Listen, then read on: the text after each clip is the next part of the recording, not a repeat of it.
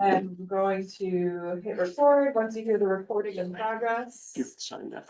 we will be all set. I'd like to call to order our August 19th, 2026 meeting of the Broome County Industrial Development Agency.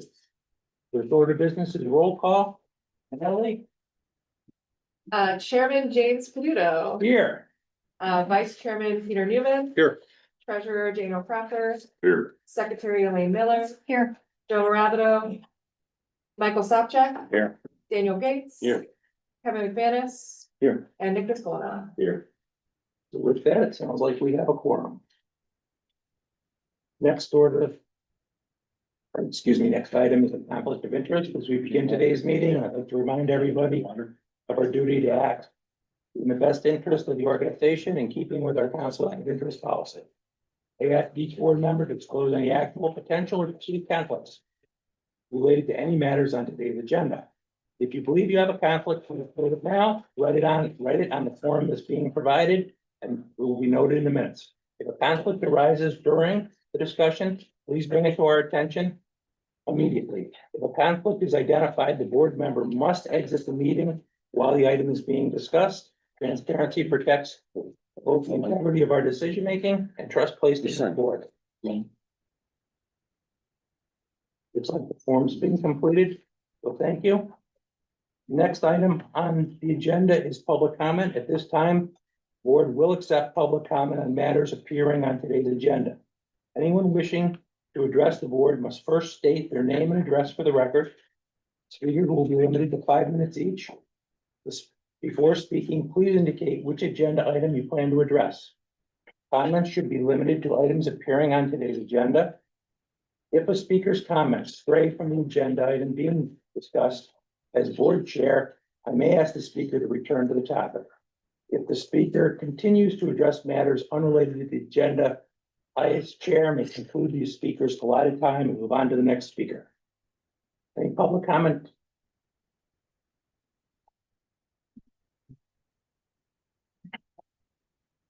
Hello, I'm John. Last name? I don't think I think it's a violation of the Constitution to ask for a last name to tell you the truth. I don't believe you can ask. I like the basis of law. Just to be clear, John, whatever your last name is. This is a public meeting and I'm a little perplexed because I think you're the John that asked in your ADA request that every that every speaker be identified. Does that only apply to other speakers and not you? Because I know who I am. We don't. I know who I am. And You know who I am. certainly the public, people streaming the meeting don't know. And I think we all, including you, owe them that. Well, I thought this wasn't a debate. I thought this was just a question and answer session. Now you're turning it into a debate. So you're violating your own policy or. The policy, which we're trying to adhere to as a body, is to have guidelines to make the meetings productive as a board, and there is no requirement that the board have a resolution. You're entitled to your opinions, but not your own facts. As I mentioned last time, Article 3 of our bylaws, Section 3.2, gives the chair the ability to set the agenda and the parameters of any debate. Those are the rules. Now, if you don't like them, you can take your ball and go home. You can adhere to them and speak. But if you're going to speak, you, along with anybody else, and we respect the opinions, we want to hear the opinions, but they need to be provided in a manner that promotes substantive debate on the agenda items in front of us today. Jim, with all due respect, under the New York State Open Meetings Law, you have to have the rule posted. Where are the rules posted? They were on the agenda that was published. The agenda specifically states that we would take public comment on the items on today's agenda. I'm sure you saw that. This change took place after the ABO audit, Jim. It doesn't matter when it took When place. was the vote that changed this? John, we don't need a vote. I don't know how many times we need to say that. Oh, yes, you do, We Jim. don't, John. Council. You do not need a vote. you didn't vote to put them in place. It's a board action. It's a chairman's discretion, so you can make that decision. And, John, for the record, you should state your name and your full name if you would like to make public comment. If you don't want to comply with the rules that are set by this agency, then you don't have the right to make public comment. You got a basis in law for that? I don't need it. Oh, you don't? I am telling, It's a chutzpah law. that's fine. State your name or please leave. It's unconstitutional to ask any speaker, for their name. You are And you entitled know to, who I am. You know You well are- who I am. as the chair stated, we might know who you are, but those that are looking online and are watching the streaming of the video of this meeting do not. So just for respectfully, we're asking you to state your name and follow the rules that were established by this When agency. were they established by this board? Before I was here, I don't know when. And they changed. They changed after the ADO audit. I'm not gonna have a debate. State your name or please My name is John. state your full name or you're not allowed to speak. Why am I not allowed to speak? This is getting old. Is there, Mr. Chairman, you can ask. any other- Constitution is old, You can man. ask, you can ask any other. any John, other- cite it. What section of the Constitution? Cite it. Huh? What section of the Constitution? Cite it. I don't, Jim, I just want my 5 minutes. That's all. If you want your You know, 5 there wasn't minutes, any problem until the ABO audit. look, I just want my 5 minutes. That's all. if you want your 5 minutes, state your name. If you can't state your name, then you don't get your 5 minutes. Look, I'm gonna, 5 minutes aside, 5 seconds of silence, decide what you want to do and either speak or don't speak. Okay, If I'll, you speak, and speak with, by prefacing it with your name. okay. Full name. John Solak, P O Box 603, Bible School Park. Now, I will submit a memorandum of law on that. Now, you brought up my ADA compliance request and I sent it to Stacy Duncan. And, you know, there should be a way, as there is with the county legislature, as there is with town boards and all the public officials have their own email address. So, you all should have a IDA email account where members of the public can contact you if they wish. So, that would be a plus. Now, I did, and you brought this up, so Jim, you put this on the agenda, my ADA compliance request. And, you know, Jim, that that the website that you pay big bucks for is non-compliant with the new ADA standards. You know that the glare in this room, is, unacceptable for people with low vision, people that have to read things. The font on the agenda is not, compliant. So I would suggest, rather than worrying about my name, that you get on this pronto, and then in the next meeting, I expect to see some compliance. Now, you know, it's interesting, the tax abatements, the payments in lieu of taxes started a couple of years, terms like catalyst and jumpstart were used. 1, 2, 3 years. Then all of a sudden it went to 20, or 10, then 20, then 22, now it's 30 with the Clinton Street. Why don't you just make them in perpetuity? I mean, 30 years, 30 years. You're destroying the tax base. This agency is creating an unlevel playing field. If somebody wanted to build a 4-family as a thing and didn't want the benefits, didn't want to go through your application process, they're at a disadvantage. What the hell's going on here? And this is irrational. This is not rooted in sound economic theory. I might add, if you look at the Oakdale Commons, you'll see new signs in place. And it's interesting that the tenant that's omitted is Broome County. Isn't it amazing? Broome County started the ball rolling with your help, the purchase of Sears. And it's almost like they don't want to admit that they have a social service or a government office there. That's a government run space. More is being added all the time. Childcare. Why doesn't Broome County have a sign if they're so proud of their involvement in this project? You know, look. The tech park is the equivalent to, well, it's the equivalent to, the Harrisburg incinerator. You know, people warned about that. And you know what happened in Harrisburg. It not only went bankrupt, but the public officials got into a lot of problems. And I have a great concern for you people. I think you're nice people. And I think that, I don't know what exactly, I haven't seen a copy of your D&O policy. I don't know what your insurance company is on the hook for. But I do know that this is a fast and loose operation. Somewhere along the line, people got in over their heads and really everything is run on a secretive basis. Not a great way to do business. It's a very nasty vibe here we're getting. And thank you. And I just think I would return to civility. And you know, I know that the last chairman, he was a very nice guy. Unfortunately, he was allowed by this board, you know, speaking of the bylaws, to put forth a deal, and you all voted, Jim, you voted on it, even though you knew that John Bernardo had a conflict of interest, you voted to approve that deal. So if you wanna look at the bylaws, let's look at all the bylaws of the IDA, and we can see who's been naughty and who's been nice. And I would urge you, if you wanna adjust public comment, I would urge you to do so with a resolution. I don't care if you abolish it, quite frankly, I don't care, I'll still be here at these meetings. But you put it forth in a resolution and put everybody on the line to yay or nay, and put it forth in writing. Put those comments on the bulletin board. Thanks.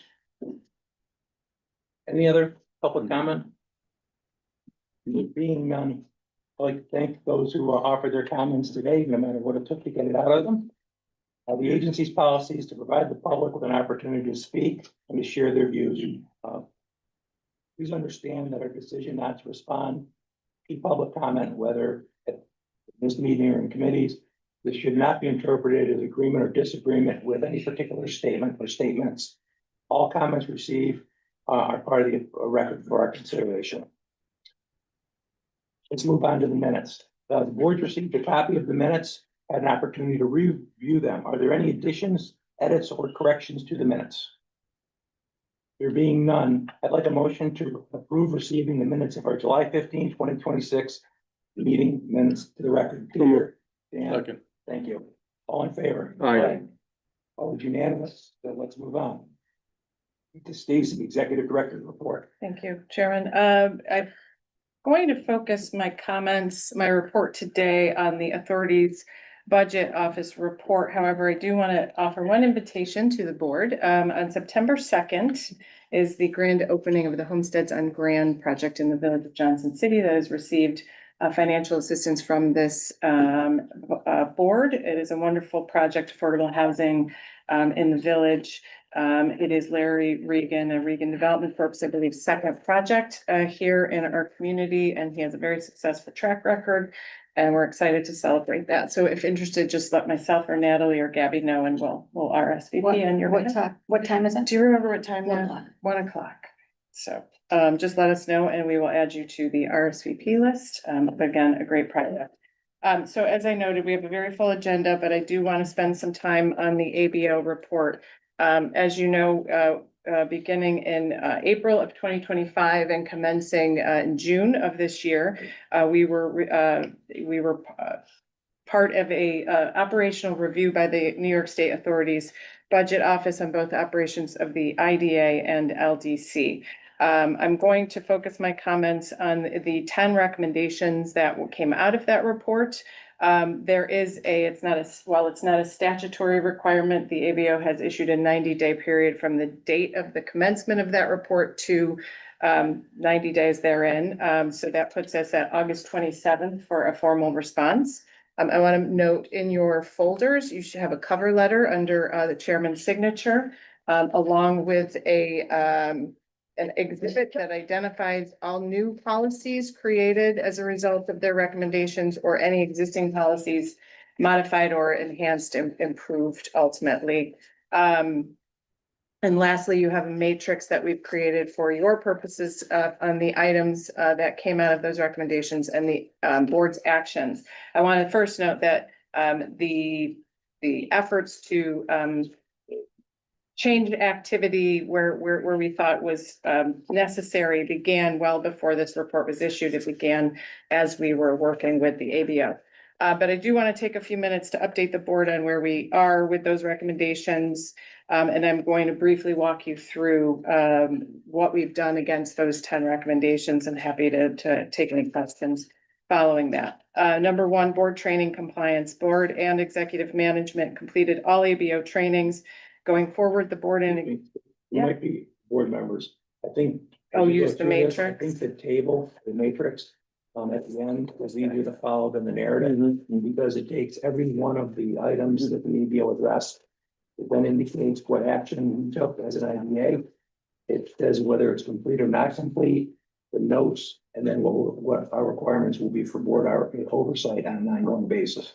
So, I'm sorry to interrupt. That's Dave. okay. We Do just- you want me to read off that verbally or what We can go off. Okay. I think what you was gonna go off of. is yours alignment? list Yep, Anyway, but excellent. this is easier. absolutely. So yeah, so if you follow along Easier there. for people having spent the last 3 months looking at this. Exactly. So again, on training compliance, the board and executive management will complete this training every 3 years to stay current on our roles and responsibilities on ABO best practices. Number two, fiduciary duties acknowledgement. The board annually completes its acknowledgement of fiduciary duties at the beginning of each year at its organizational meeting. This item is complete. Number three, discretionary spending policy. We did adopt a discretionary spending policy on March 18th. Previously, the organization had never had this policy. This policy will now be added to the requirements of the board to review as they do on an annual basis. Number four, travel controls. We've implemented written travel approval procedures versus verbal. And clarified how travel reimbursements work with enhanced documentation and oversight. These include written versus verbal travel approvals for the executive director and written supporting documentation for credit card use. The treasurer will receive credit card statements on a monthly basis. So that would be you, Dan Crocker. Number five, bonus procedures. We have reviewed the matter and are not currently contemplating implementation of bonus criteria for fiscal year 26 or 27. If bonus program is contemplated, it will go through audit and finance for review and require annual board approval.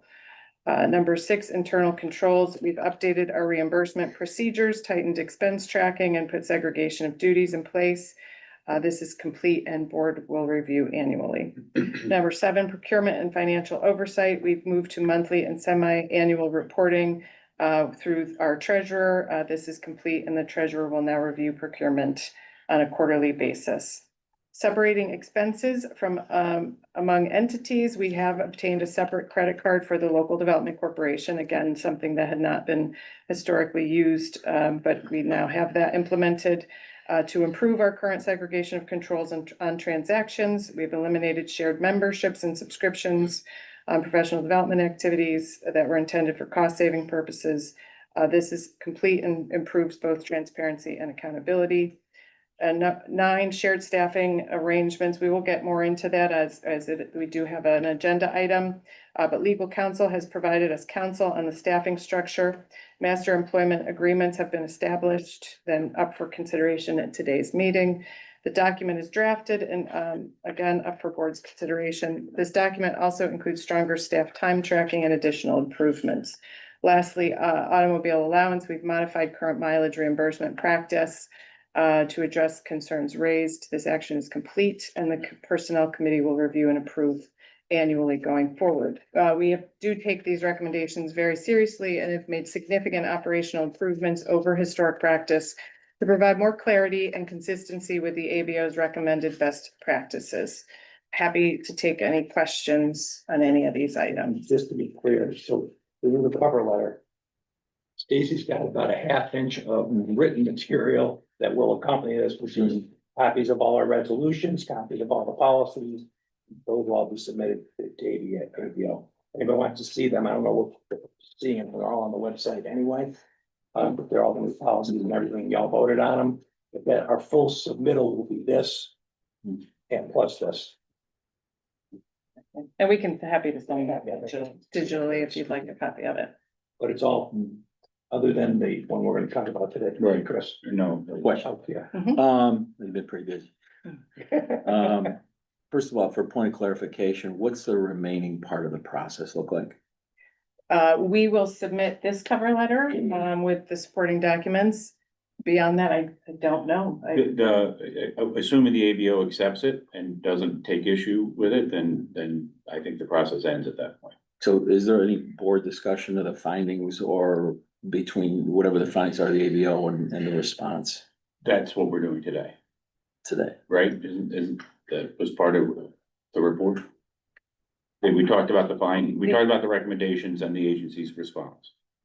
We talked about that, correct, during my report. We have a few agenda items that do correspond with recommendations. The one item is, yeah. Yeah. Right, but maybe I misunderstood your question, sorry. As a board to discuss what was released by the state and what the findings are, and there's obviously some discrepancy in what we're rebutting and sending back.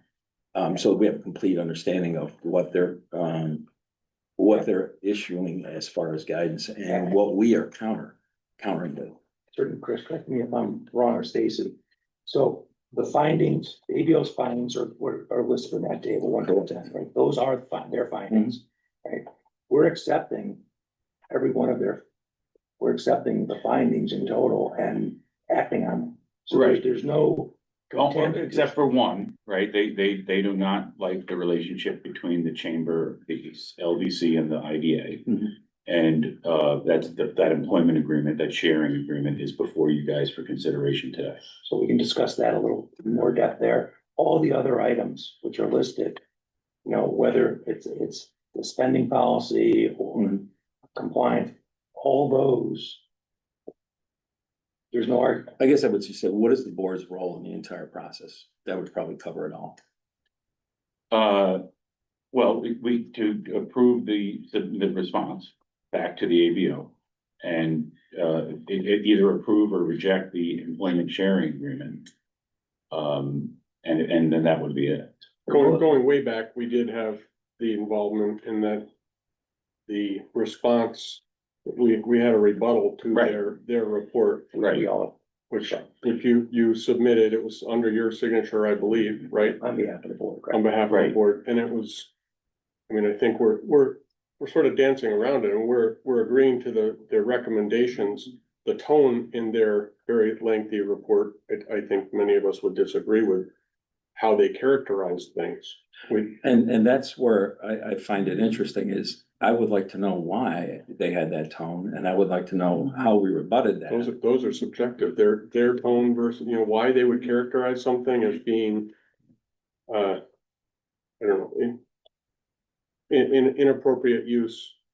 I've used an example, so one of their findings, I believe, was a personal charge on the credit card that was inappropriate. And it was a shared meal where our executive came back and disclosed Yeah. that she was paying for her daughter, I believe. Right. That's incredibly appropriate, in my opinion, rather than asking a waiter to break out a charge. They cited that example as being an inappropriate use of a credit card. So that's like, I think those are subjective. You're not gonna change somebody's opinion on how they write something up versus having a discussion on it. So when we got the report that looked like this. Mhm. I think we- Yeah, but across the spectrum, where there's items like that, I think it's important for clarity and the lens for the public to see that they know what our response is and why. And that was our That's in the much report. more That's- succinct, 3-page rebuttal. Yeah. That, frankly, I think, people focused on the 80-page report and didn't pay enough attention, frankly, to what I thought was a very constructive and well-documented rebuttal. But I myself would like the opportunity to ask the questions and have them answered so that the public has an eye on what is going on, written and then verbally, so that they can see it. And no one may even be interested in looking at it. But as far as transparency goes with me, with my background in the lane I'm coming from, that's what I think would be appropriate. I could be totally wrong. This might be a totally different process. And that's okay too. But that's just what I'm used to. And I just wanted to make sure that if the board had any responsibility in this to discuss this, I would just want to make it Can clear. I just say, Sure. Kevin, I completely agree with you. This board was accused of abdicating our responsibilities, and I don't like the sound of that. And you know, that's out in the public. And, you know, I feel like we should have had an opportunity to discuss it too. As board members, just, to clear some things up, like, why did this happen? And here, you know, we saw the responses about what's being done to fix it, but not like, how did it happen and how do we not know? One of the things that I brought up previously is that I guess, as far as compliance with policies, we relied on our auditors to, basically audit our compliance. Auditors normally do that, and I don't know why they didn't do it. And, you know, I guess it's a lesson that we can't always trust what the auditors tell us. But I think that was a huge failing on their part. But, you know, if we're being accused of abdicating our responsibility, I want to know, you know, how can we monitor things more closely? I don't want to micromanage That's- anything. I don't have any, I don't have time to do that. I don't want to, but Look, this is an oversight board, not an operational, right? yeah, And so our job is governance. And we can only govern if policies and procedures are in place. I think what we found, I think what we all saw in the ABO's findings are, in many cases, historical practice led to either weak or non-existent policies in many cases.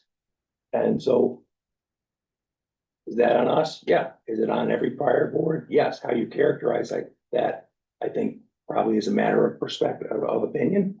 But what can we do? We can play the hand we're dealt, which is there are 10 findings. We've already addressed, as a board, right, we've already discussed and addressed several of them in terms of additional new policies that we didn't have. I think what's most important from this document is the last column, right? The last column is board oversight. well, I think that's good. I like this.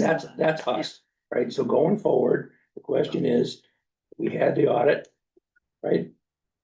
Granted that, I think in fairness, the audit, they're making up rules as they go along. You know, you all received the 90-day respond or die letter from them. There's no statutory requirement for 90-day response. I mean, they're literally making it up as they go along.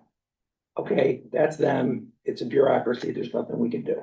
What we can do is, rather than fight about it, rather than argue back and forth about who said what, is say, look, we hear you. If there's areas, some of the areas that we've taken action, those actions are complete. And there's a process in place for us as a board to come back. Now, the challenge for us and what we have to make kind of diary and make notes of is based on the frequencies that are indicated for board oversight or for audit and finance, that we need to do those things. That's the oversight responsibility. So, you know, I think The work has been done over the past, I mean, the point you make about the auditors, I know we saw something, we went to our auditors and asked them about that. Oh, I'm We not gotta- aware of we that. I had asked we them that gotta- before. There was, in one of the board packets, we had a response, I believe. didn't we? Yeah, I think it was last month. I don't think I made that up, No, where I think it was last the month. auditor responded to something. Pretty much like, that's not what we do. That's not the scope of the financial audit. Right. Well, what audit doesn't have that as part of their scope? I mean, that's, Well, any audit I've ever been involved in. That's just an example. Yeah, but who went It to did- meet with the auditors? It was, we had Put an to the email auditors request to. as a request for clarity.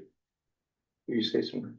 So you didn't meet with the auditors, or you did in person or I no? didn't meet with Oh, them. who I did? know I saw the response from the auditor saying it was outside the scope of the audit. Oh, okay. Who met with the auditors?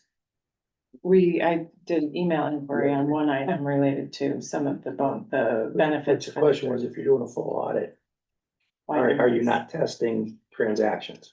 Yeah, Right, certain yeah, transactions. Mhm. Well, that's the other thing. They should have been Tested looking at. some, don't test them all.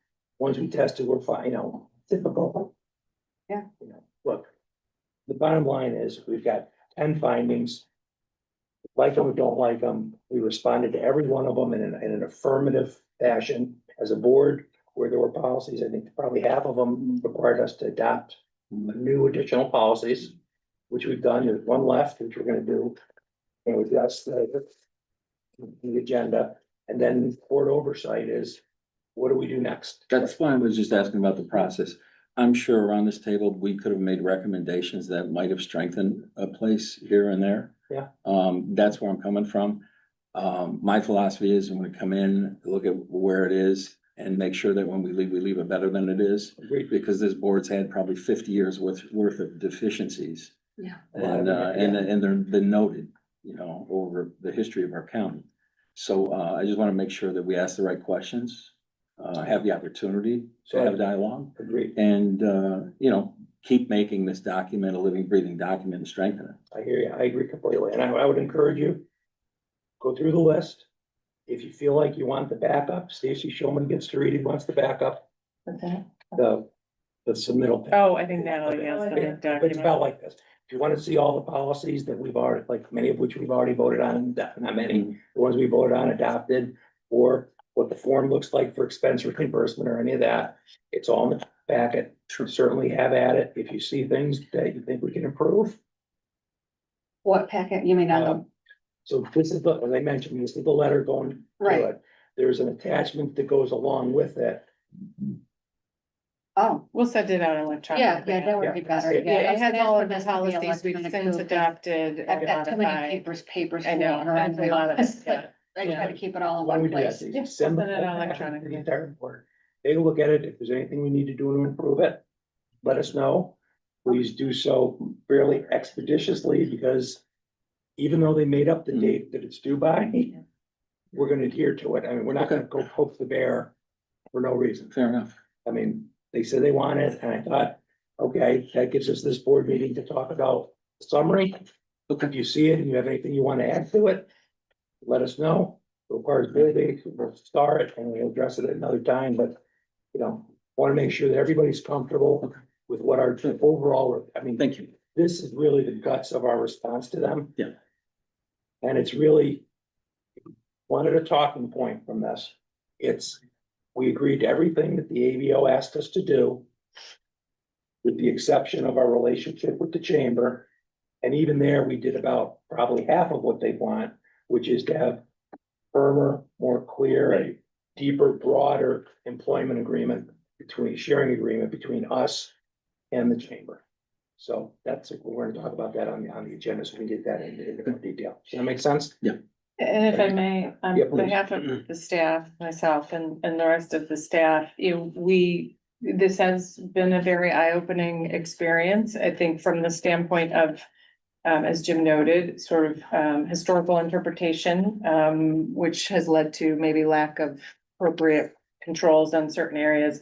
We are committed to taking this and making the organization operationally as strong as it can be.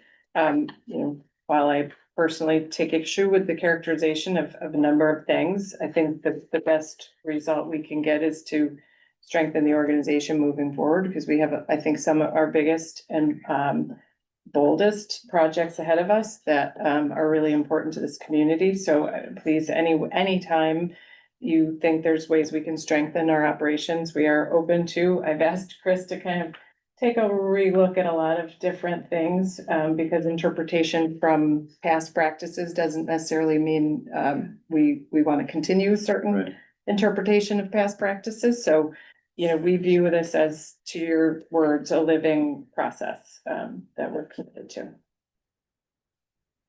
Questions, additional comments? Everybody okay? Okay. Sorry to hijack from you, Stacey. That's okay, that's please. I think that was, I went through those. I think that was the breadth of my reports. I know we do have quite a few agenda items today. Let's get moving. It's around number seven. Next item on the agenda, the interim financial report and loan activity dated July 31st, 2026. Does anyone have specific questions about either the interim financial statement or the loan activity report? Yeah, I do. Please. On income, we've only collected 15% of the sale leaseback fees. Correct. Is it, do we have fewer projects or why is that? Yeah, it has, I mean, from, as far as project volume, it has been, slower than obviously budget, but we were conservative on that number, for leasebacks. We did actually bring that down from the year prior.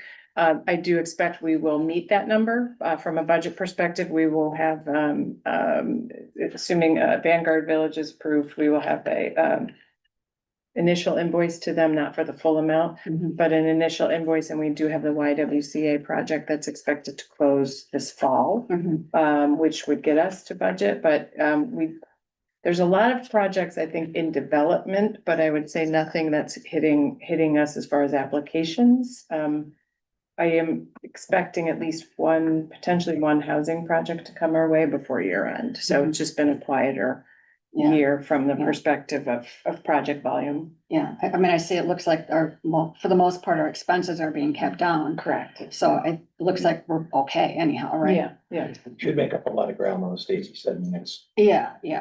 two projects. That's us Yeah. pretty Yeah. close. On the expense, well, one other thing on the income side, where we budgeted money for, what was it? This. Sale of 600 Main. Yeah. Correct. And, it might be helpful for anybody else that's looking at it. I understand it, but to asterisk that and just say this is not included in the totals.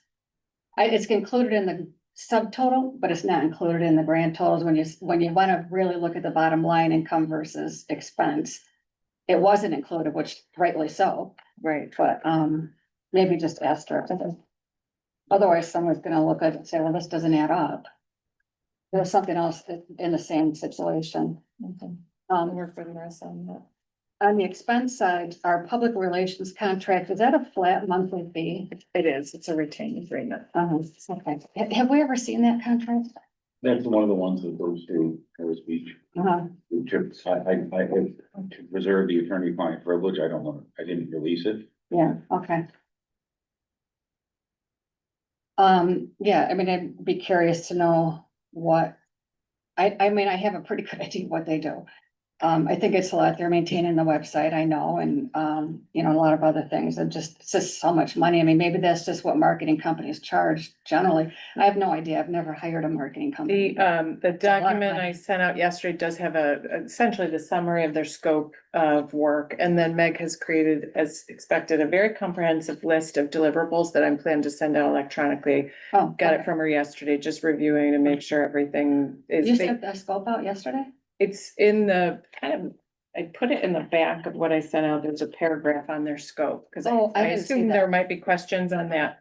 Was that on the, contract. board packet or? No, I it didn't was see the that. document I sent towards end of day yesterday. Oh, okay. Yeah. I don't think I've been on my email since then. Okay, so as Meg did provide me with the list of deliverables, which have gone beyond scope. And I will get that out electronically. I just wanted to give it a once over to make sure we had everything on there. Right. But we can get that out as well. Yeah, and then when you look at the, you know, the grand totals on the budget versus actual, the total operating income doesn't look like it quite adds up. It might be a formula thing, but maybe I'm mistaken. On the IDA It didn't look finance, like it added up. If you're looking at the budget, like the actual approved budget, I didn't look at I didn't add the other ones up, but that didn't look like it quite Okay, added I'll up. have to, It's probably just a formula thing. yeah, we'll walk through it with Marissa, Yeah. and if there's any edits, we'll get Yeah, those it's not out a to you huge all. difference, Yeah. but. Thanks, April. Everybody else okay? Good. A new business. I'll read the resolution, ask for a motion, at which point we can have a informative discussion. Item number 8, resolution authorizing obtaining a line of credit from NBT Bank as more fully set forth in the resolution. I believe this comes from Audit and Finance. Yes, it does. A motion to approve. Thank you, second. Thank you, Nick. Any discussion? There being none, let's vote. All in favor? Aye. Yeah, Any opposed? Any abstentions? Motion carries. Item number 9, resolution adopting a consultant travel and business expense reimbursement policy. I believe this comes from Zelbert. This comes from governance with a recommendation to approve. Thank you. Second, Mike, Second. all in favor? I'm sorry, with the change to the meals. With the change to the meals, correct. Thank you.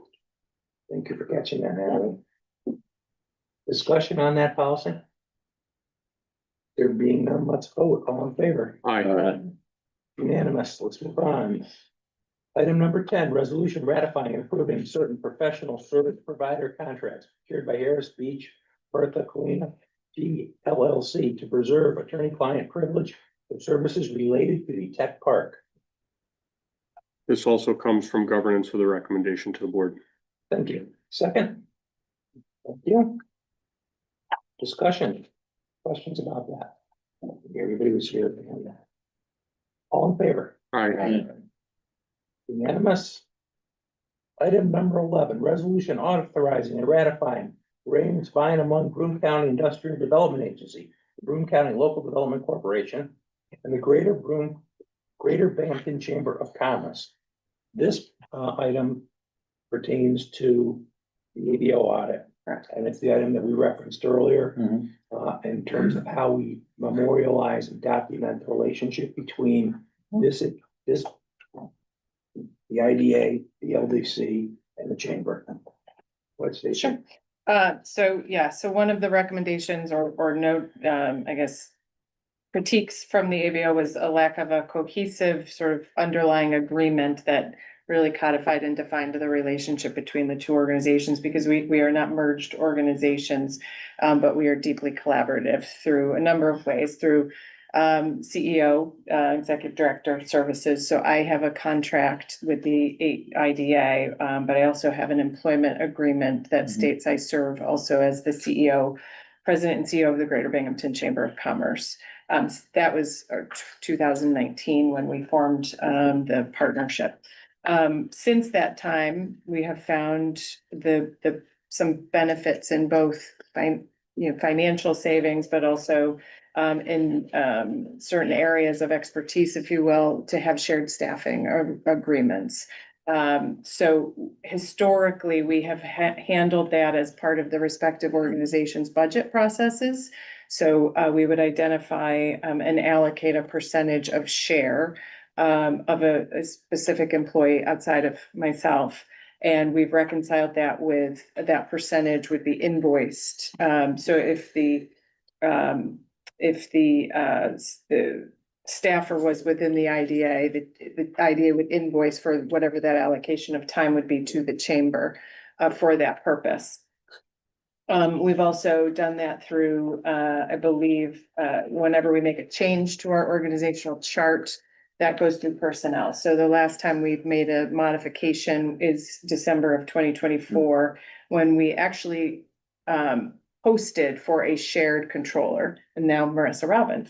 So that was the first time we actually had effectively marketed for a shared position. So the ABO felt that was not enough controls or not enough definition on the relationship and understanding how the relationship between the two worked. So we have since had Harris Beach craft essentially a master employment agreement that better outlines and defines the relationship between the entities that is separate and distinct from the executive director's contract for employment. Though I am included in the master service agreement as well. Cooperational, thank you. And so this was one of those items that we felt put better controls and transparency and documentation on the relationship between the organizations. Also, I will note later in the day, we've never had that between the IDA and the LDC, though we have completely shared staffing. So we're rectifying that or addressing that, I think, as well. So I think you received the master cooperation agreement separate from your packet, but it was in the same email as the packet.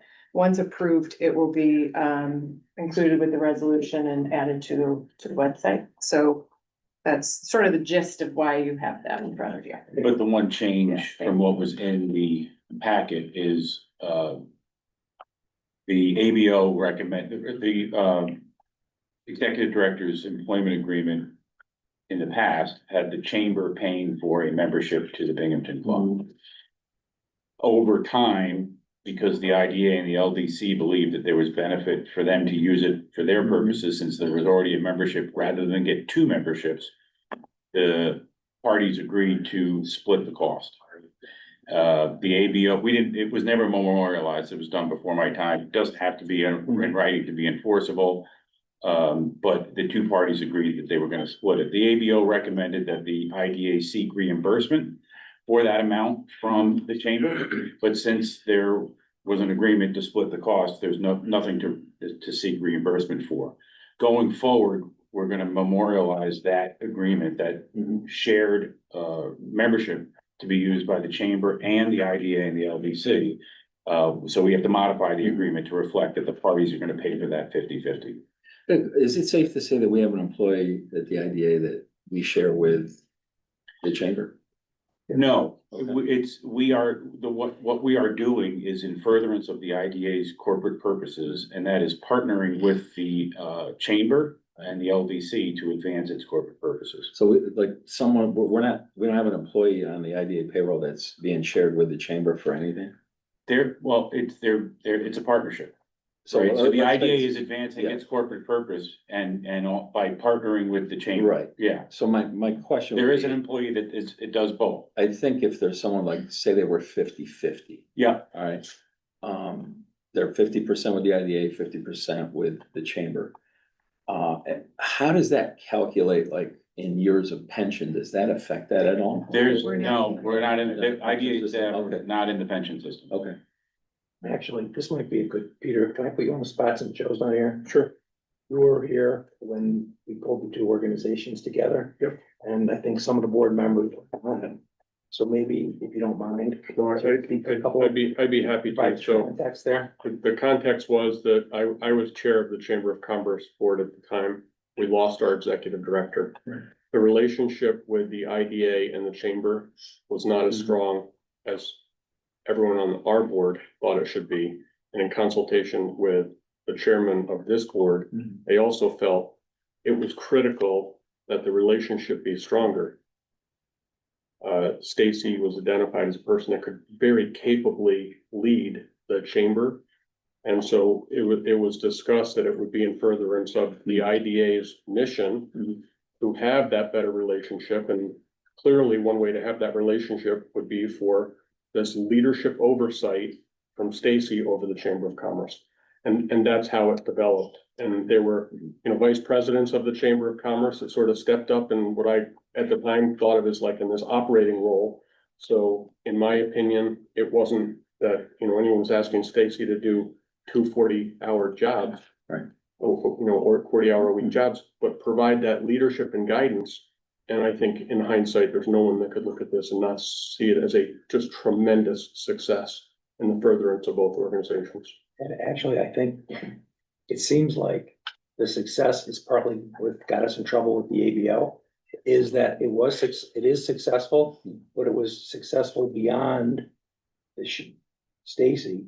It was successful because we found that there were other shared opportunities or synergies between the two organizations where two relatively small bodies Right. didn't need to incur an entire individual, but having one individual to be able To be more effective and more cost effective. It was an incredible efficiency play. And I think what it seems like it also did was tear down walls where the two, Huge. there was a lot of cross purpose. Where the two were really at odds and it wasn't productive at all. Now with people working together, we've got a lower cost structure, we're more effective. I mean, Peter, looking back, I wish Joe was here to ask, but does it meet, exceed, or disappoint you in terms of where it ended up? I think it's tremendously successful. I think the only final question I have on that is I know that the controller issued some sort of guidance, maybe a decade ago. In 2011, the controller issued. How is an this opinion. relationship different? Well, that controller opinion is not legally dispositive, right? And courts have taken that controller opinion and said, look, I'll give it guidance, I'll give it some deference. And courts have looked at it and they said whether or not it's in line with their opinion or not, I don't care about that. Right. What the courts care about is what is the purpose of, is that it's being advanced. There was a case, I think, from 23 or 24. That the court essentially said, yes, I am aware of this opinion, but I'm gonna reject it. This is an action that's okay because it's in furtherance of the IDA's corporate purposes, and that's exactly what this is. Back then, I believe the 11 opinion dealt with, and by the way, it was 2011, right? So a lot of things have changed since then. But it dealt with an IDA loaning employees, and I think that's what gave the concern to the ABO was the title of the agreement. It was the Okay. employment loaning agreement, which probably not the best Okay. title, Makes but the sense. title doesn't mean anything, Right. right? It's where it's in the actual agreement itself. That's why we're calling this a cooperation agreement, just so there's no confusion as to what it is. These are just the questions that No, have those- been Yeah, brought oh, up. So yeah, I just wanted to agree. make sure Yeah, that- absolutely. They're great questions and, you know, this was, right, this is the agreement, right? It's in everybody's packet. I mean, it's excruciatingly detailed. Well, to satisfy, and I don't think anybody criticized it. I mean, the No. ABO was right to say that, you know, let's have cost allocation in the agreement itself, and that's, so they did it. I think my sense of what probably happened is the relationship worked, and then we saw other areas where it could work. And we just did those Right, without this, right. right? And then we got, I won't say we got caught, but they said, you can't just loan, you gotta have a process. Okay, Yeah, they we didn't, have a process now. they didn't feel the process of sort of doing that through budget allocation and reconciliation was appropriate enough, and I would tend to agree.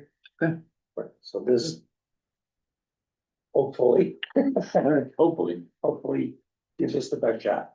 Because really, I think the last thing anybody wants to do is turn the clock back and split these two entities apart, and it just economically doesn't make sense, operationally doesn't make sense. You got something like that? No? No, I'm in agreement with you. Okay, cool. You go backwards, but Yeah, why we did it in the first place. It made perfect sense. And it's worked great. any other, this is a good discussion, because we do have board members that weren't here when we did this Yeah. originally. Actually, you weren't on this board. I was not on this board. And I wasn't here, I was over there, and I was. You didn't know what you were. Any other questions or comments? Okay. Let's vote then. First, we need a motion.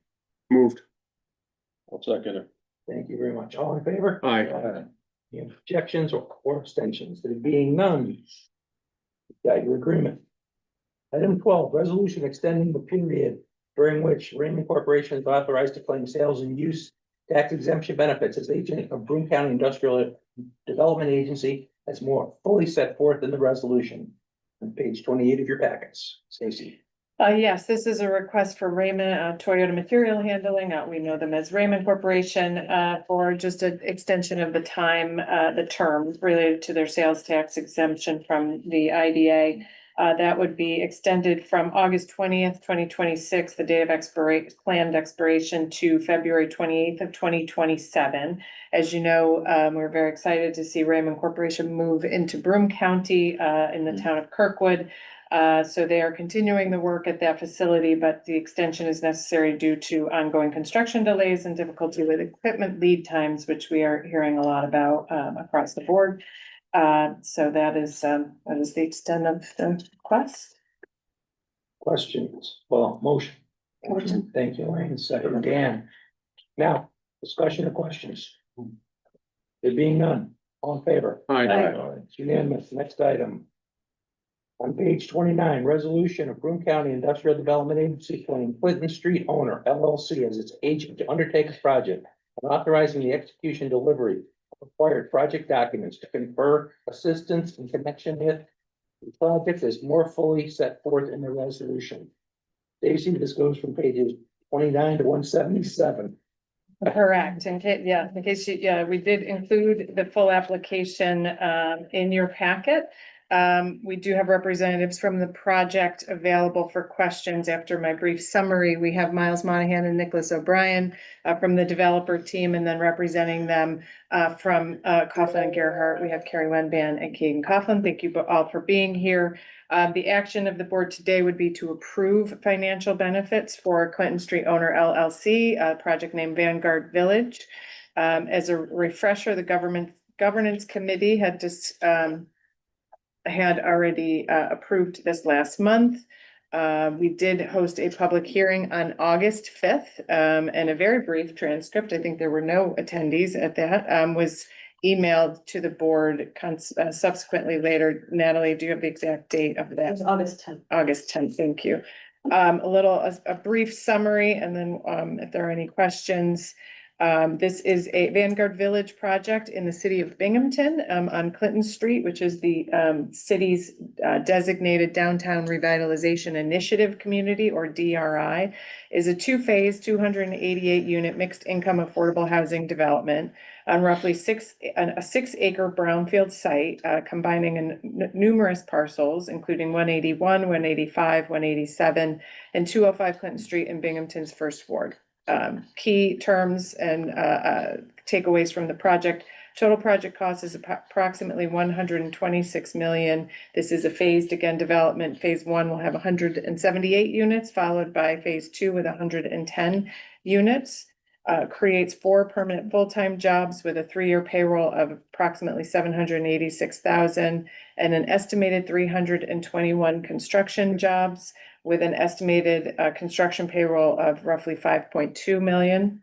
The applicant is not requesting a sales or mortgage recording tax exemption. Sole assistance requested is a real property tax exemption via a 30-year pilot. And I do want to make a note related to a comment that was made earlier. When you're dealing with projects that are receiving New York State Homes and Community Renewal or low-income housing tax credit programs, it is quite common, in fact, usually mandatory, that the financing instruments will request a 30-year pilot because they want it to run coterminous with the terms of the mortgage. So a 30-year if you look at our project Well, that. it's coterminous with the prescriptive period Thank of the, right, you have a 30-year prescriptive period that you have to maintain affordability. Correct. Yeah, so that's, Yeah, that's, thank you. yeah. So it is not uncommon to see 30-year pilots, especially when we're dealing with affordable housing projects. I think all of the ones we provided assistance to have that. The estimated pilot benefit is I'm gonna just round 13.8 million over the term, with the total pilot payments to the taxing jurisdictions estimated at $9,657,633. This project addresses critical housing shortage, especially in the city of Binghamton, remediates a vacant brownfield site, and advances first ward revitalization through the continuance of the DRI priority projects. Approval would remain consistent with the governance committee's prior action. So any questions? That 30-year term, if there's something less considered, the financing would not make it? And it was my understanding that while on a regular commercial project that is not affordable housing, the IDA policy is your standard or your deviated pilot, but with the Broome County IDA, the existing policy of the agency is for affordable housing projects. A standard pilot is 30 years based on 10% shelter rent. Correct. It's in our UTEP. It's a formula that we provide to project developers through our uniform tax exemption. But Dan, unfortunately, we would not be able to do the New York State program and the affordable housing without the 30 years to correspond with the requirements and the financing. And that enables the project to retain consistently affordable rents, essentially, help stabilize those rents. School district is all good with this? Correct. Yeah, this. It's funny how they weren't when we were considering the. parking. Because it wasn't affordable. It wasn't affordable. Correct. These projects are truly a public service, and I certainly would have no issue with having a 30-year pilot agreement. Besides the fact that we will collect substantial tax revenue with the pilot, as opposed to what we get now, in some cases, which is nothing, and has been nothing for years. So the alternative is not acceptable, just not doing anything there. And these projects don't work without the pilot. Operationally, financially, they just don't work. And that's how one of the ways that they keep, rents down. And, their official affordable units. it's improving the area. Oh, It's been- absolutely. You can prove That'd it. be a Yeah. significant, anchor. for I did have a quick residents question. here. Now, the tax credits, does that show up under equity? Right? I think Daniel, you would know. I think it should, With yes. respect to that, yeah, so the different, the low income housing tax credit. Yeah. The HFA, New York State with tax exempt funds, as well as the Restore New York and, other grants. Oh, that's under all of that's under equity? To do that, so, and Yeah. I'll pull up the page, they did, we broke it out for phase one and phase two, because we were Right, calculating yeah, the project I saw that. cost, so there is a spreadsheet here. but Well, you don't have to get into the detail. I just want to know that shows up as equity.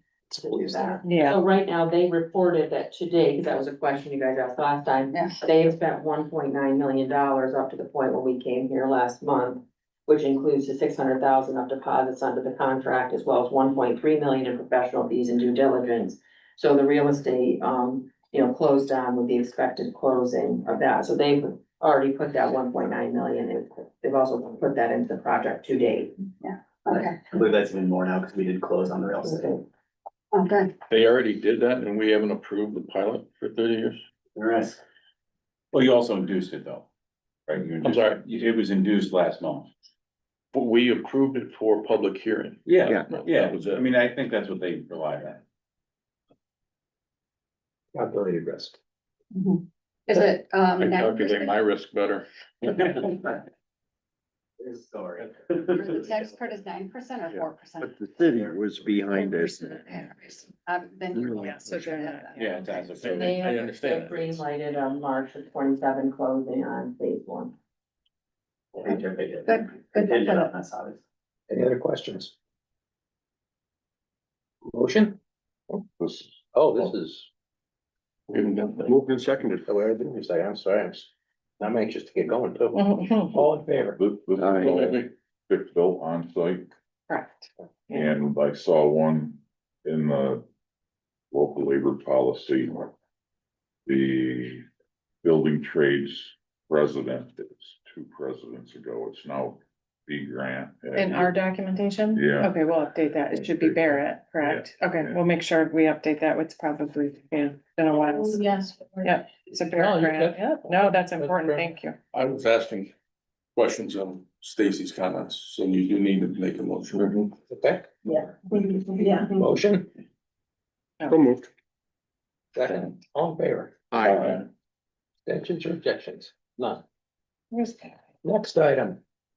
Resolution ratifying acceptance of a Track B Fast New York redevelopment grant from Empire State Development Agency.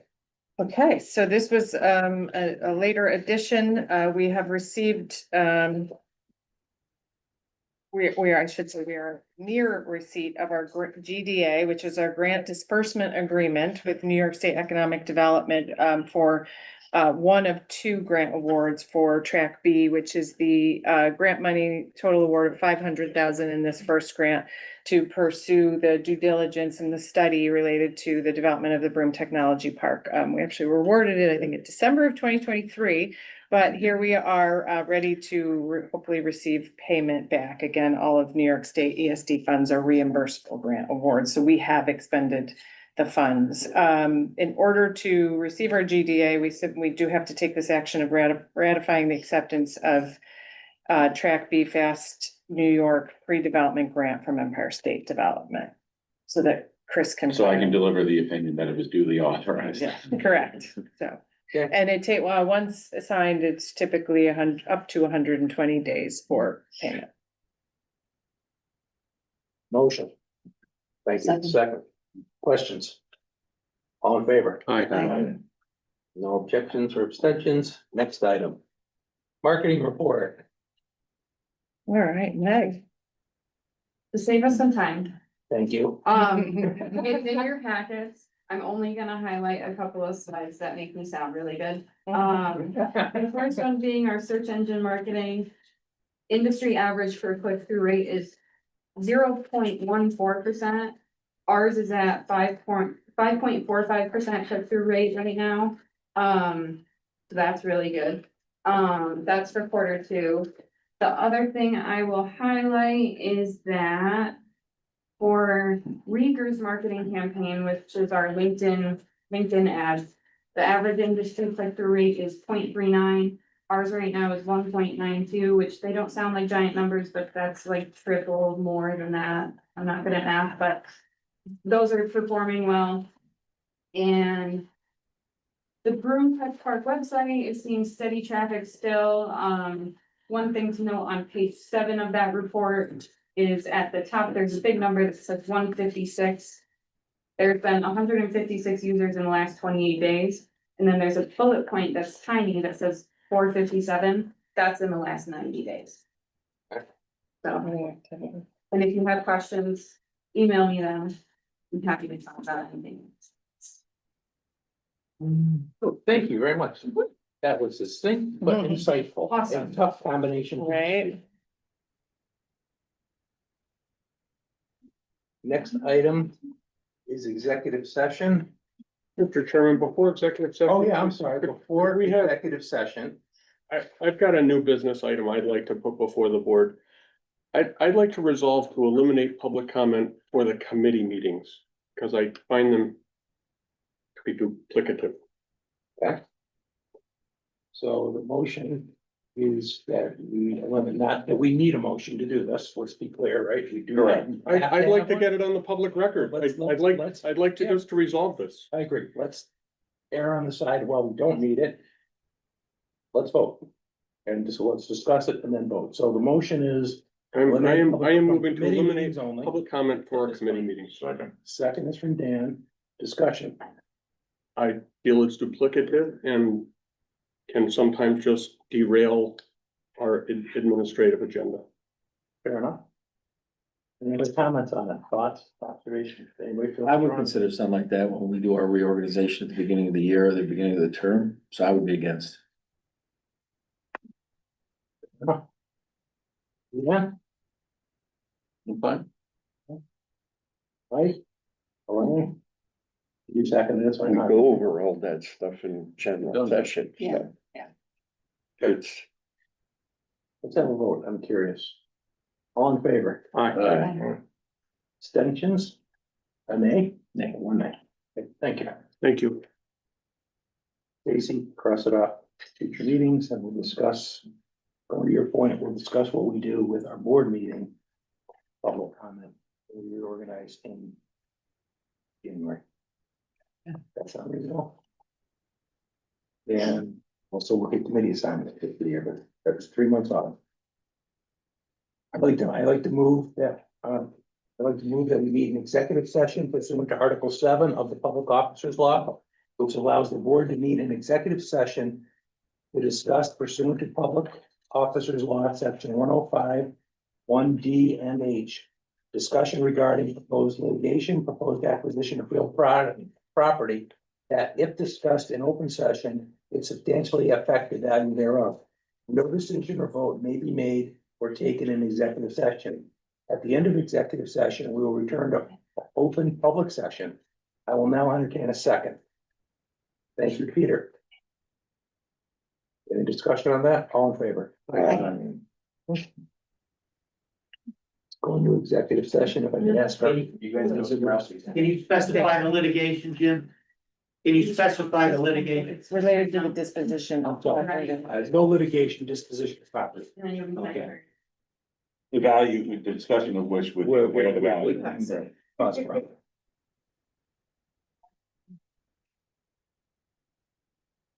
Yeah, you know.